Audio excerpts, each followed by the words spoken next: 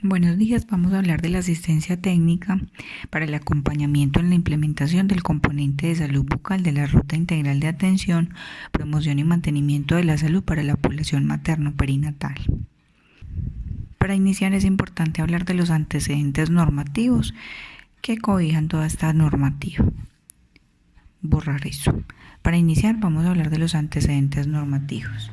Esta Ruta Integral de Atención es parte del lineamiento técnico y operativo de la Resolución 3280 del año 2018, que orienta y da las directrices para la promoción y mantenimiento de la salud desde la parte integral de atención y también para la atención integral en salud para la población materno-perinatal.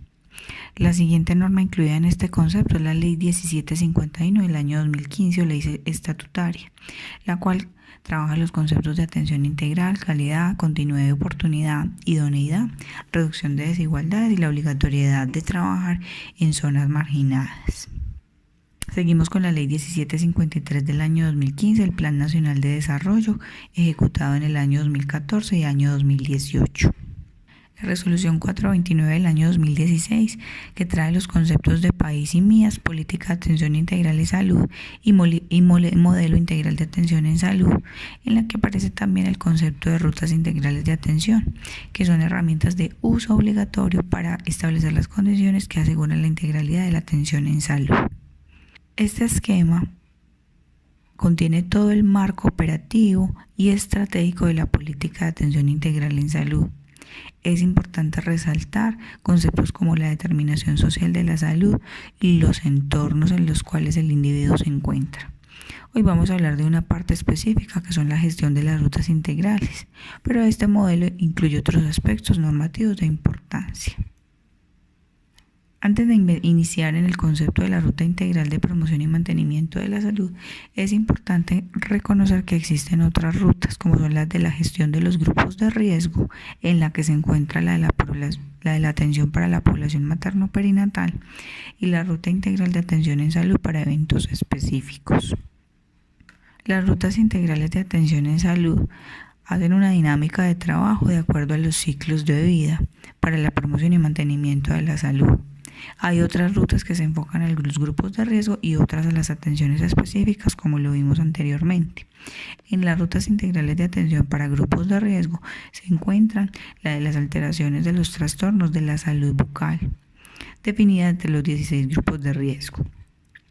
Estas rutas aún no están elaboradas, pero forman parte del plan de trabajo contemplado en la política de atención integral en salud. Siguiendo con la normativa, tenemos también la Resolución 3202 del año 2016, la cual es el manual metodológico para establecer los lineamientos de una ruta de atención integral y que confirma que se deroga la Resolución 412 del año 2000. La Resolución 276 del año 2019, que modifica algunos apartados de la Resolución 3280 del 2018.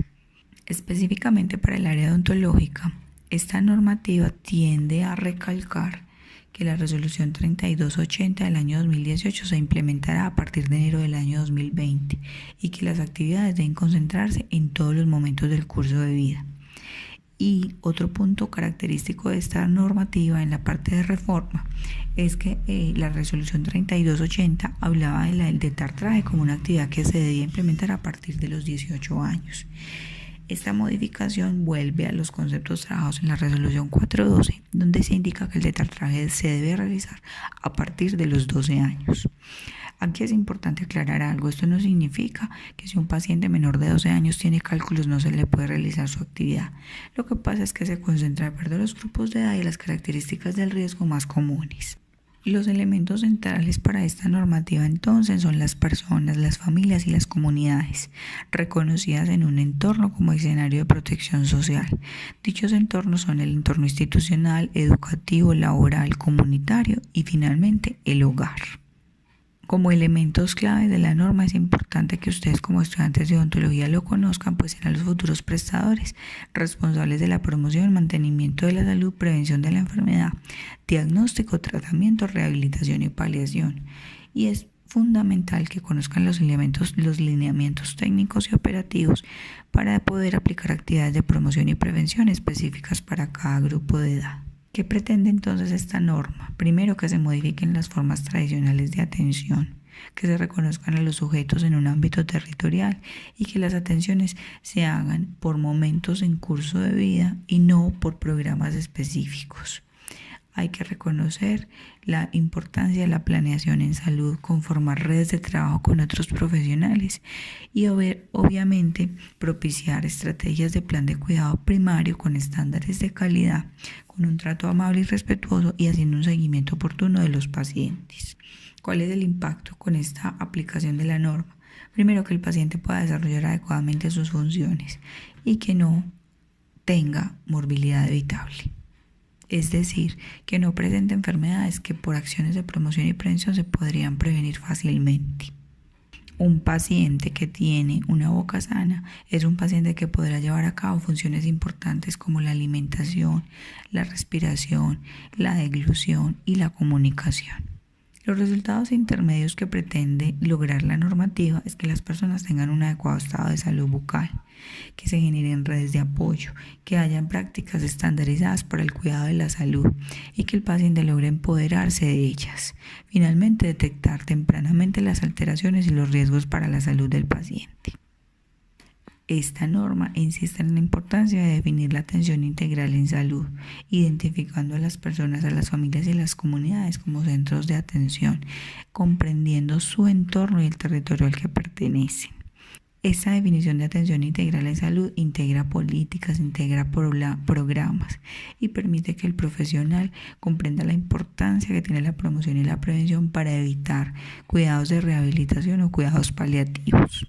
Como lo habíamos mencionado al principio, esta normativa pretende que las personas sean vistas por ciclos de vida específicos. Los ciclos de vida son la primera infancia, que inicia a los 7 días hasta los 5 años, la infancia de 6 a 11 años.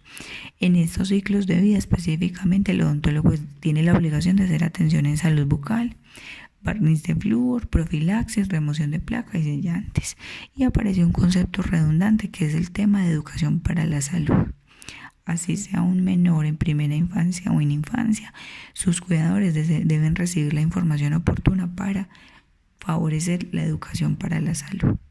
Los ciclos de vida restantes son la adolescencia, entonces, de 12 a 17 años, la juventud de 18 a 28, la adultez de 29 a 59 y la vejez a partir de los 60 años. En estos ciclos de vida, obviamente, tenemos valoración integral por odontología y actividades de protección específica. En las primeras, todavía teniendo en cuenta la posibilidad de aplicar barniz de flúor y sellantes. Y en las últimas dos desaparecen estas actividades y se pronuncia más el uso del detartraje supragingival. Este comparativo es muy importante tenerlo en cuenta para entender cuáles son las diferencias entre la resolución 412 del año 2000 y la resolución 3280. Ambas normativas tienen puntos en común en los que se indican que las actividades de protección específica son 4: control de placa y profilaxis, flúor, sellantes y detartraje. Sin embargo, van teniendo unas diferencias sustanciales en el contenido. Por ejemplo, para control de placa y profilaxis, la orientación según la 4.2 era para todos los mayores de 4 años. Hoy la 3280 nos dice que es de todos los ciclos de vida y que ojalá se realice durante esa primera cita en la que se hace una historia odontológica. Ambas normativas coinciden en la importancia de utilizar un espejo de cara para realizar el procedimiento de detección de placa y hacer el índice de Oliari como marcador o indicador puntual del índice de placa del paciente. La aplicación de flúor tiene conceptos que han cambiado sustancialmente desde la 412 del año 2004. Se hablaba de la utilización de un flúor en gel en las edades de 5 a 19 años con el paciente sentado y donde era necesario utilizar rollos de algodón y succión para contrarrestar la ingesta. Y además que estaba contraindicada en los municipios donde los pacientes presentaran fluorosis. Hoy la 3280 nos habla de la importancia de aplicar el flúor desde el primer año de vida y debe ser un flúor en barniz, el cual tiene 22.600 partes por millón de flúor, superando innumerablemente al barniz en gel, superando significativamente el flúor en gel. Además de esto, la norma menciona que es importante hacer una revisión periódica de cada 3 a 6 meses y también está completamente indicada en pacientes con fluorosis dental. Para los sellantes Hay puntos en común relacionados con la edad, se aplica de 3 a 15 años, pero una diferencia significativa es que la resolución 3280 menciona que el diente debe estar totalmente erupcionado para garantizar control de humedad y una buena adherencia.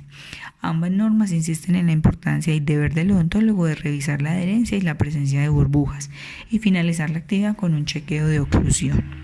La 3280 también menciona la importancia de revisar los molares temporales, porque en algunos casos los dientes necesitan o requieren de un sellado provisional. El detartraje finalmente en ambas normativas coincide en que no solo es la eliminación de placa calcificada, sino de depósitos y manchas. Para 412 a partir de los 12 años, para 3280 a partir de los 18 años, pero con la modificación de la 276 nos vuelve a confirmar que se debe realizar a partir de los 12 años. Como instrumentos importantes para esta actividad, la resolución insiste en la importancia de no solo manejar instrumentos rotatorios, sino también instrumentos manuales como curetas y hoces. Ya vimos los aspectos generales de la ruta integral de atención de promoción y mantenimiento para la salud. Vamos a entrar en el componente de salud bucal de la ruta. El objetivo principal de esta ruta es valorar la manera integral de la salud bucal, identificar cambios morfológicos y fisiológicos propios de cada ciclo de vida, identificar factores de riesgo y protectores para la salud bucal, brindar información para el paciente y derivar a las rutas que se requieran. La población sujeto de esta normativa son todas las personas en los diferentes momentos del curso de vida. ¿Qué atenciones se incluyen? Es muy importante que en esa cita de valoración integral se valoren las estructuras dentomaxilares y si están funcionando o no, los hábitos y las prácticas de cuidado bucal del paciente, brindar información en salud bucal y derivar a las actividades de protección específicas según corresponda. La descripción del procedimiento incluye la necesaria obligatoriedad de reconocer muy bien las estructuras, de identificar si hay ausencia o presencia de alteraciones, mantener y mejorar la funcionalidad y favorecer también el afecto, la comunicación y la autoestima. Esta actividad de atención integral en el componente de salud bucal se basa en 5 aspectos principales. El primero es la anamnesis. En la anamnesis se evalúan las experiencias, los antecedentes y factores de riesgo y factores protectores. Es muy importante evaluar la condición sistémica del paciente y hablar de temas como la alimentación, la lactancia materna, el consumo de azúcares y el cambio en la dieta. No necesariamente los niños son los únicos consumidores de azúcar. Tenemos adultos en los cuales es muy importante estar consumiendo algún tipo de confite o chicle con azúcar que puede generar condiciones de riesgo para su salud bucodental. Respecto a los cambios en la dieta, es muy importante indagar si el paciente ha tenido que modificar la textura o la calidad de sus alimentos por algún dolor específico en la boca. Frente a los hábitos de higiene hay que preguntarle al paciente con qué frecuencia se cepilla y con qué calidad lo hace, si utiliza o requiere de algún apoyo, si utiliza crema dental, qué cantidad de flúor tiene esa crema dental, si consume tabaco, alcohol o si utiliza dispositivos removibles. Otro elemento importante y a tener en cuenta de acuerdo al entorno del paciente son las costumbres que puedan llevar a un cuidado adecuado o inapropiado de su salud bucodental. Finalmente, es muy importante indagar sobre la percepción que tiene de sus condiciones de salud, cómo ha sido el acceso que ha tenido a los servicios y si está conforme con ellos. Y el más importante, la expectativa con la que llega el paciente. En segundo lugar, tenemos el examen físico, en el que es importante hacer una correcta inspección, palpación, percusión y retirar las prótesis para hacer una buena valoración de las estructuras. El examen físico entonces incluye una valoración de cara, músculos, ATM, labios, mucosa de carrillos, encías y zona retromolar, maxilar y mandíbula, ganglios linfáticos, lengua, piso de boca, paladar y orofaringe. Inicialmente en la cara es muy importante que el odontólogo esté en la capacidad desde esa primera relación que tiene con el paciente en el que está indagando por una anamnesis inicial, que se identifiquen asimetrías, edemas, cambios de color, fibrosis, ulceraciones y aumentos de volumen. Insistimos importantemente en que el paciente sea valorado de una manera muy integral. Por lo tanto, es muy importante hacer una muy buena palpación de las estructuras para detectar la presencia de ganglios linfáticos inflamados, en los que se determine el volumen, la consistencia, la forma, los bordes, la extensión a planos profundos y el dolor. Recordemos que la presencia de ganglios linfáticos pueden ser signos marcadores de alguna enfermedad. Para maxilar mandíbula, músculos y ATM es fundamental evaluar las asimetrías, la funcionalidad, si hay dolor, movilidad, ruidos o desviaciones. Hay que poner a trabajar esos músculos, pedirle al paciente que apriete muy bien los dientes, evaluar si hay ruido, si hay algún tipo de dolor al abrir o cerrar. Para labios, mucosa y encía, evaluar asimetrías, textura, consistencia, qué forma tiene, si están íntegros los tejidos, si puede haber lesiones por trauma o si hay frenillos. Para lengua, piso de boca y paladar, evaluar papilas, movilidad, cómo están los frenillos, cómo están las glándulas, la red venosa del piso de boca, qué integridad tengan estas estructuras y si hay cambios o no de color.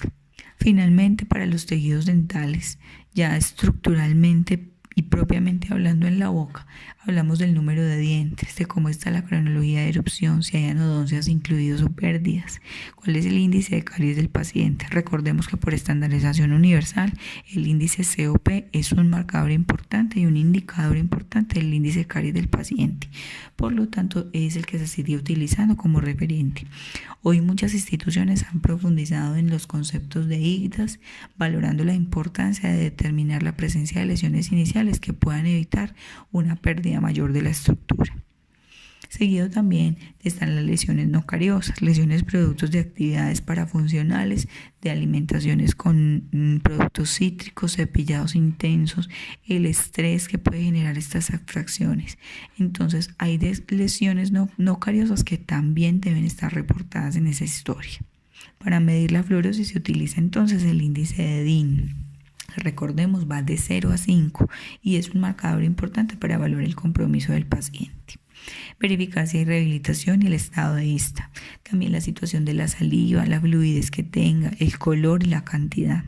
El paciente qué funcionalidad tiene a nivel dental y si hay placa bacteriana presente y la manera como el paciente la remueve. En el tercer lugar tenemos entonces la información para la salud. El paciente debe conocer sus derechos en salud y se debe hablar del cuidado en salud bucal. Y no solo del cuidado en salud bucal, también de las componentes generales de su ritmo de vida, qué tipo de alimentación tiene, si realiza actividad física, si tiene una buena higiene personal. El odontólogo está en la obligación de educar en estos temas que tienen que ver con la salud general del paciente. Recordemos que las personas se mueren hoy en el mundo principalmente por causas relacionadas con las enfermedades crónicas no transmisibles, que son producto de una mala alimentación y de la baja intensidad de deporte o de actividad física que realizan las personas. Finalmente, entonces se define el plan de cuidado del paciente. Este plan de cuidado está relacionado con las actividades que yo debo realizar para su protección específica y concertar por curso de vida el empoderamiento que tiene que tener su paciente en casa de acuerdo a las instrucciones dadas para mantener su higiene bucodental y para utilizar instrumentos específicos de higiene. Esa valoración y plan de cuidado incluyen entonces remitir al paciente a profilaxis y control de placa, aplicación de flúor, a sellantes o a detartraje supragingival. Y en el caso que se requiera la valoración por medicina o enfermería para inducción a la demanda, programas específicos. Finalmente hablaremos de los instrumentos e insumos y dispositivos requeridos en esta primera consulta, cumpliendo con la norma de habilitación y otros aspectos importantes. Estos instrumentos son la historia clínica odontológica, el odontograma, los instrumentos de clasificación de la caries, un instrumental básico y un modelo dental, necesario para explicarle al paciente técnicas de cepillado y conocimiento de la anatomía funcional. Cuando esta atención integral se ha logrado, desde la elaboración de una completa historia clínica hasta las instrucciones y el plan de cuidado que se le va a dar al paciente, se programarán las atenciones específicas de protección para la salud bucal, en las que ya como lo mencionamos están la profilaxis y control de placa, la aplicación de flúor, los sellantes y el detartraje supragingival. La profilaxis y el control de placa son todas aquellas atenciones específicas realizadas en un orden puntual que incluye la identificación de esos factores de riesgo, es decir, el índice de placa, la demostración de cómo debe quitarse o eliminarse ese factor y finalmente una eliminación profesional a través de una profilaxis. En primera infancia y adolescencia e infancia se recomienda que esta actividad se realice de manera semestral, para los jóvenes cada año y para los adultos cada 2 años. ¿En qué consiste la actividad de control de placa y profilaxis? Suministro de gotas reveladoras, evaluar los gradientes de tinción con el espejo y enseñarle al paciente con el espejo de cara cuáles son esas superficies que presentan tinción. Registrar el índice de oleari, evaluar la higiene del paciente, dar las recomendaciones puntuales sobre las técnicas de cepillado, además de prescribir los elementos ideales para su correcta higiene bucodental. Es muy importante demostrar y educar, que el paciente vea cómo se hace, pero también lo haga delante del profesional para que se evalúen puntos débiles o de mejora. En segundo lugar, tenemos la aplicación del flúor en barniz. Recordemos que desaparece el concepto de gel por sus menores propiedades y su mayor riesgo de ingesta. El flúor en barniz se puede aplicar cada 3 o cada 6 meses y recuerden que en el mercado tenemos 2 casas comerciales. Incluso en la clínica odontológica también tenemos estas opciones. Recordemos que sus ventajas significativas tienen que ver con el menor riesgo de ingesta, una mayor proporción de partes por millón de flúor, estamos hablando de 22.600 partes por millón, y adicionalmente a esto, la protección específica que se logra en situaciones iniciales de caries o en pacientes sanos. No podemos olvidar que los pacientes que tengan fluorosis también deben tener una aplicación periódica de flúor para prevenir que ese esmalte, que ya tiene una porosidad mayor, se exponga a un riesgo de caries. En tercer lugar tenemos los sellantes, actividad preventiva en la cual se orienta que si el paciente tiene de 6 a 8 años se sellen los primeros molares permanentes, entre 9, 10 y 11 años el primer y el segundo premolar, y que se cumplan adecuadamente los protocolos que incluyen una limpieza previa, los procesos de grabado y la verificación de la adherencia y la permanencia del sellante. Un sellante que tenga burbujas o que fracture inicialmente cuando se aplica debe repetirse por completo porque puede convertirse en un nicho de placa bacteriana. Aquí hay una recomendación muy importante, y es que en algunas ocasiones cuando el operador gira para coger el sellante o para coger un algodón, el paciente tiende a ubicar la lengua en la zona de trabajo para sentir qué es lo que están haciendo. Aquí se pierde el proceso de grabado y el sellante puede fracasar. Por eso es muy importante que el profesional no pierda de vista la zona de trabajo. Finalmente, la cuarta actividad, entonces, el tetratraje supragingival, indicado en las personas mayores de 12 años, incluye la eliminación de placa calcificada, depósitos calcificados y manchas. En esta actividad se sugiere que es muy importante que el profesional esté capacitado para utilizar tanto instrumentos rotatorios como instrumentos manuales, entre los que se encuentran las curetas y hoces. Finalmente, para terminar todos los aspectos contemplados en la ruta, recordemos que el lineamiento técnico también habla de la importancia de incluir estas actividades en la salud materno-perinatal. Generalmente los objetivos y el talento humano que es un profesional en odontología son los mismos, pero que varía la duración mínima recomendada y la frecuencia de las actividades de promoción y prevención. Para las gestantes, la duración mínima de una atención por odontólogo general para valoración inicial debe ser de 30 minutos, porque el odontólogo no trabaja solo para la gestante, sino para ese bebé, ese niño que viene en camino. La frecuencia recomendada es 2 veces durante la gestación, en el primer y segundo trimestre. Las actividades se realizan de la misma manera que lo mencionamos anteriormente, con los mismos instrumentos, insumos y dispositivos.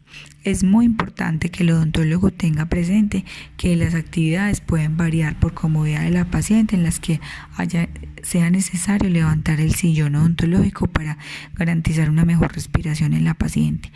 El flúor en barniz está totalmente indicado en las adolescentes gestantes. Y es muy importante insistir en la educación de la lactancia materna.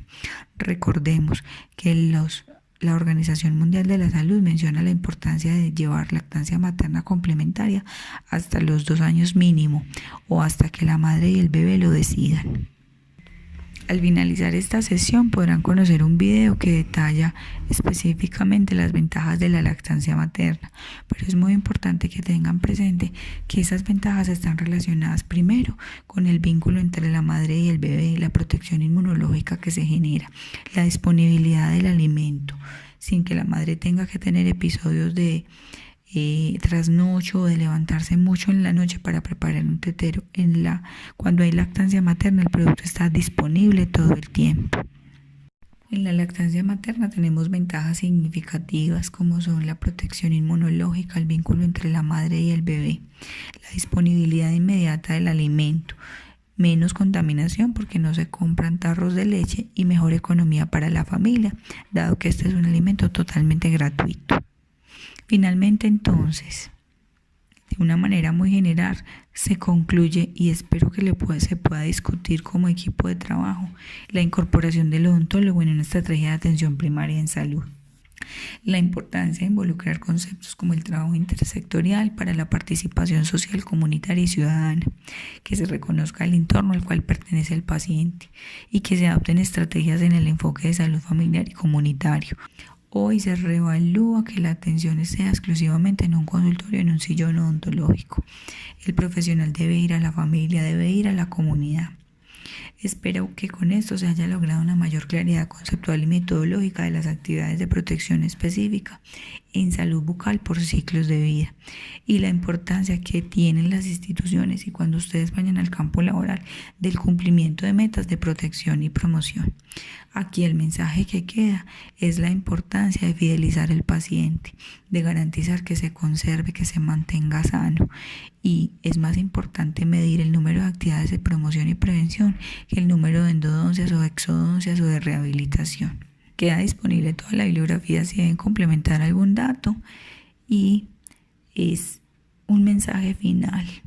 El concepto hoy con esta normativa tiende a transformarse y a repensar la manera como potenciamos la salud, incorporando cada uno de estos aspectos normativos. El concepto cambia porque ya no se ve el diente como prioridad, la boca como elemento central, sino el entorno del paciente y toda su situación general para yo garantizar una atención integral en salud bucodental.